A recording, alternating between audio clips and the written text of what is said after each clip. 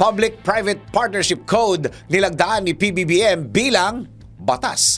Nasa isolation man dahil sa COVID-19, nilagdaan pa rin ni Pangulong Ferdinand Bongbong Marcos Jr. ang Republic Act No. 11966 o Public-Private Partnership Code of the Philippines o PPP Code bilang batas nitong December 5, 2023. Pag-amyenda ang PPP Code sa Build, Operate, Transfer Law na naging guideline ng Public-Private Partnership o PPP project sa loob ng maraming taon. Ano nga ba ang Public-Private Partnership at bakit ito mahalaga sa pagpapaunlad ng bansa? Tara, alamin natin.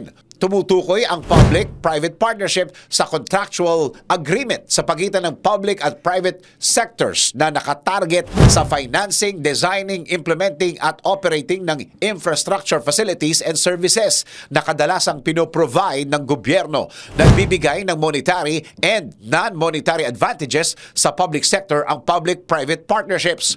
Tinutulungan ito ang limitadong pondo at resources ng public sector para sa local infrastructure and development projects.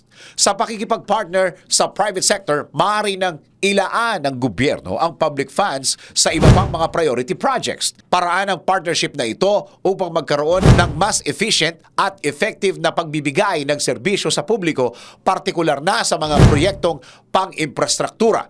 Sa public-private partnerships, matitiyak ang mas mababang gastos, mas pinabilis na implementasyon at mas pinabuting serbisyo. Dahil kailangan pa rin kumita ng mga pribadong kumpanya sa kabila ng partnership, kailangan magkaroon ng malinaw na structure kung saan makukuha ang reasonable return of investment ng ang private sector. Kaya naman, sa bisa ng PPP Code na pinirmahan ni Pangulong Marcos, mabibigyan na ng unified legal framework ang public-private partnership projects. Sa bagong batas na ito, mas magiging malinaw at detalyado ang rules para sa mga naturang partnerships.